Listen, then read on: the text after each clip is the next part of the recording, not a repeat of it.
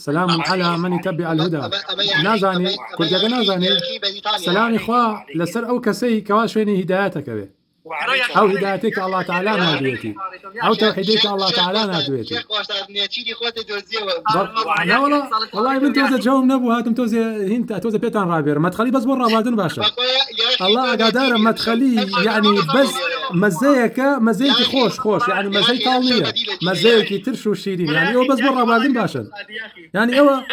يوا خوا ساخته كده عبد اللطيف يجي خواردو بدس مولي ريس ايوا تشيني هو يعني شرسه يجي بتشوكن ولا بروجي بتشوكن بس خوش يعني خوش بجدي يا اخي امنك بتك دوراوت سرسوايا للايمن بويساتو درسن ما نزيتو ما مرسوايا اگر مسلمان بقول ركان يا شي ما تخليه هنا من هالكسر او رسواي سروت او براي ما او يسقون ركاني فريدي هزاري وكنت يعني او مسلمانه او كا اما تيجشتوين لسر شرك هر عبادتك كوابو الله تعالى بكري بس عبادتك بس شفاؤنا بس عبادت هر عبادتك كوا انسان بو الله تعالى بك لقل الله تعالى بو غيري الله تعالى بك او الشركه رازن بو بيناسيه بون من سجده بردن اما سجده بس بو الله بي باشا سكابرا سجده بو قبرك با كابرا من فيديو ملايا وش محمد برزنجي بو هني كومل حزب كومل كابرا بيني بلايف براس خو سجده بو معاذ الله ببي وي الرجلي اللي بكا يوكسر في مرتضى بيته يعني او كلوانا سجده بو قبرك با رازي او كطا اما الشركه اما لقلب يعني تو ازاني طا اما الشركه كسك سجده بو قبر اما مشركه لا بالك انا لقلتني باشا كشكي شركه باخوي مشقنيه ابي قام حجه بكري نصارى كافر يا مسلمان نصارى كافر يا مسلمان ياك بسيار كي كافر كرتو هنا نصارى كافر نصارى كافر كسك نصارى كافرنا كحكمك شي كافريك اصلي حكمكي كافره بلا بو حاجي كان بيقام حجه هو والله ما كان هم كسي اخوي قام حجنك لا والله مشريكه بس يقام حجنك لا تو شلون مشريكه انا كزي كفيان باش كدي يا باش طاب يعني لقطه لا كيف طاب يعني تو يقام حجنك لا باشا وتما سجده بردن بص كاك سجده بردن لا بص بخص اخر خصم جناو طلقوا وتما سيدك باشا وما يشاقق الرسول باشا شيخ نارو رسمي تعظم لايا بالرسم سجده ابا بو قبرك لقلطام شيخ نارو مشركه باشا تولي اقامه حجه في سنه طبعا باشا اقامه حجه في سنه او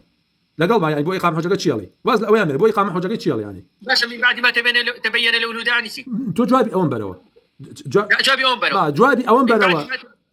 جابنا تو قلت لي جاب دمو يا باشا شيخ نارو اقامه حجه كراوي انا بس اون بيوغينا شيخ او كابراي او كاباشا نموني او حديث بوين وقت ناتواني كافريكي يعني كافرني يا شيخ نارو يعني شيخ نارو مشركه اخذت سويت مشركه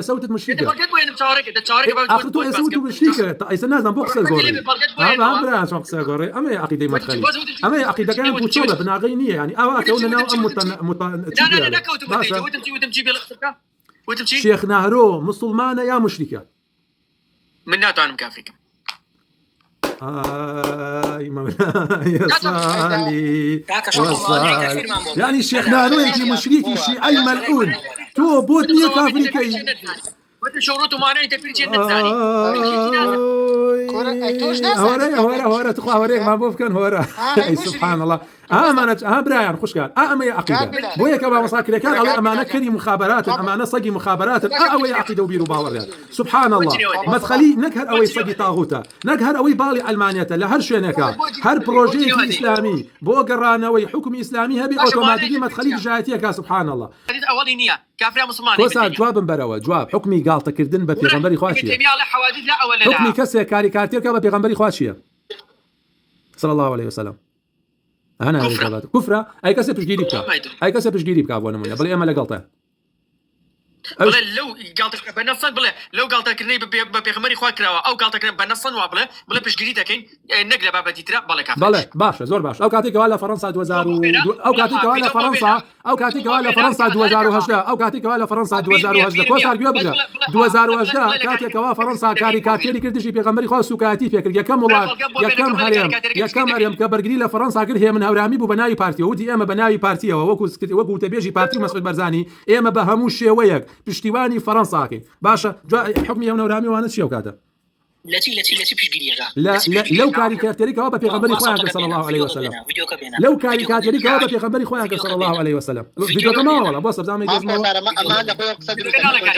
جابي مين وما لك لا محمود او اشتكى شاورنا اشتكى بص زعما فيديو كده اسمه دايس اتك حديث هنا ترى الدكتور ما تخلي يا كان باخوات شاك شافي انا مدانو بس اخوات عليكم في زنا كان هي سكتاني مخابرات هي جالس سكان كوسا يا اخي تغسل ملحد ورا قريب اليوم كيه مري واحد بجي انا وكردستان انا تغسل ملحد ورا قريب جوابا بروي كيه مري واحد بجي انا وكردستان بارتي جواد ويكتي جواد باشا جواد ويكتي جواد حكمي كسك چیه كوا كافر كوا جني وبا پیغمبر وبدا عايشو بداي کی ایمانداران على بينته وبا عشرات تحداي مسلمان كان لمزغوتي ما تخليك ايوا لا بردم مزغوتي عبد اللطيفه حكمك چیه والله برام ناتواني كافر كبير قام حجب كده تجزاني ولا اما شيخ معلو لا مسلمانه مسعود برزاني لا مسلمانه باشا شيطان سبحان الله ولا ركو صار والله كل صار والله جناحي بو خاف بالضبط زي ما تو فيها ولا والله بس كم الله يدات الله باشا آيات وحديث بون منا باشا الشرك بو بس الشرك حاكميتنا هيك كوسا الله تعالى فرمي ولا يشرك في حكمي احد دايس ضابطك تكفير خوي نود بابا بيموتي بو تكفير كردن تكفير سيد تكفير معنى سيد تكفير معنى يا تكفيري نيتي ضلا يا تكفيري نيتي ضلا يا تكفير بقول بدام يا تكفير بعمل تيجي امشي انا كفر بمشي انا باشا والله يصدق بري لا بدنا اسمع والله قوي وتديس يعني عم كيام السكالا هنا لا تودي تقول ناس مسلمن تولاجو كوسار دم جاي خلقه ولا عم كيام دينا اما شفاعته بوغا ها كتبي هي نام زميك خيدي قال شام انا مش ما يجي شيء تناقه باشا ما وصل كوسار حكمي كسر شيء الدين ابراهيمي قبول به كاج يا اخي بسيار كاج ما وصل كوسار حكمي كسر شيء الدين ابراهيمي قبول به تو جاري بقى برساله شيء بكم دعاء اگدين ابراهيمي قبول بيتو اخينا بويرون بيتو كعم كفر بلا هر قبول ما كافر بله سب مسعود برزاني دين ابراهيمي قبول كلها وليرا على روج نزاين اجتماعي خوشي بجدار وايا كافر يا مسلمان لا باشوتي دين ابراهيم قبول بدمي خوي بله هذا شو دعاء شكر بله دعاء شكر دو حرب نزاين اجتماعي لقوا الله هنا بله بعمل بجدار بو بعمل دعاء كر لقال انا بجدار بو يعني صاحي داني باري بو صرف كردن بخير هاتني كردن ايه بوصه بله سبس قسمه جباب ياب سر فرمو اما او روجي نزاين اجتماعي اما خودي نيتشيفان برزانيه اما مسعود برزانيه اما مسعود برزانيه اما بجدار بو لتشيا بجدار ايه بعمل بجدار بو بعمل بوصه اما او روج اما اميت خوشناوه اما ولي امرك تو انا خوشناوه اما سايك رسمي حكومتي اما اميت حد بنوس نزاين اجتماعي يعني اما اميت خوشناوه باشا بوصه با فيديو كيش بينهم بوصه با فيديو كيش بينهم بوصه اوتا جواب او فيديو سيدي فيديو اما انستغرام اما كي بس شواره او مسؤول برزانيه لروج اجتماعيه سيدي كده باش على الدين شنو قبوله بوصه بعمل كافر يعني شيء يصير يعني تو يسبون منا روج الاجتماعي سيدي تو بون منا اوتا تو بون منا او سربازاني لنا وصفا اسرائيل كان يوجد تو تكفير كردن باشا سيدي كوسا او سربازاني لنا اسرائيل كان يوجد يعني تو تكفير كردن لا شيء تكفير كردن تكفير خو انا لنا ما كافرين خو شيطان انا من كافر شو تكفير كردن يا اخي بس كاجي اخي جواب كسر شيطان بدل يخوي من كافرم ها ناتانياهو بدل يخوي من كافرم يعني ايوه او نبي اقلا ايوه ابو لهب بدل يخوي من كافرم يعني ايوه او نبي اقلا ابي لا كسكت بدل يخوي بلا من كافر انجا كافر لا من انا مشي عروس وجاب وقبربا باشا كسر قران بس وتاني حكمي شيء بامسك استاذ مجال بام بسياري فوميليك اجبزان القران وبيش سوتني كافر دينا خير غلط كنا وزاني دينا خير غلط كنا ولا ايش او ابو البزان معاس الميتو هشميه كوسا دي غلط كده دي والله غلط كده دي سر داي لبر اجر وابو او من السميل ورشي خو ما تعرف هركس القران بس كنا كافر هركس القران بس كنا كافر كوسا بسياري القران وجينا يعني بس بل انا خامك لما زقوت القران كي كونه قران كد راو كونه لا اخر بويا نزاني اخر بويا جاهلي اخر بويا اني نازاني اخر انا راوس تو جاهلي تو نازاني تو علم شبينيه تو كمال يقصر غير بوي وكو في اليتوا اتبع خلقي تواشي بلام الحمد لله بروبوني او دعويتو او دعويك تويكي بو شيطان خلق ليتك شتوا او دعويك ايما اذا خلق دي ولا ايما خلقي مسلمان بي او درويش خواروا او درويش محمدي خواروا ويك اللون من انا كامت خليل وإساء الله تعالى هدايتي دعوه بس صدها مت خليل لسر دستي ما مصا كامران كريم لسر دستي ما مصا كامران كريم الله تعالى هدايتي دا كون ركاني اقوى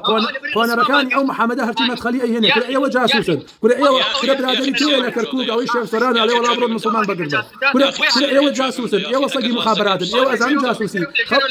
لقل كاميرا توشينو انا ابو كل ما مصا كامران او كان بقرباني في الله وكاني ما مصا كامران كل ما مصا كامران بس في الله وكاني تو عبد اللطيف ورشي حكي مت خلي هنا كل باس يوم كل او بيا ولوتي يو اشكال كل او بيا بسواك ما مصا قال عليه مت خلي كري مخابراته عليه صقي مخابراته مت خلي كل ايوه هم كرو هم صقي مخابرات بناري دينه واخوان بناري دينه وقولي خلق يبرن بناري دينه وبزنس زكاه بناري دينه واتانا جاسوس كان بس مسلمان انا باشا تعال بلا اما عقيدي قلاوي امانيه كواخ طاغوت فلسطين ليه كان بدين لك الله تعالى فرمي فمن يكفر بالطاغوت ويؤمن بالله فقد استمسك بالعروه الوثقى كل الناس زعيت والله عيب عوام هات هات سوف يجي تسكن يا اخي عيب عوام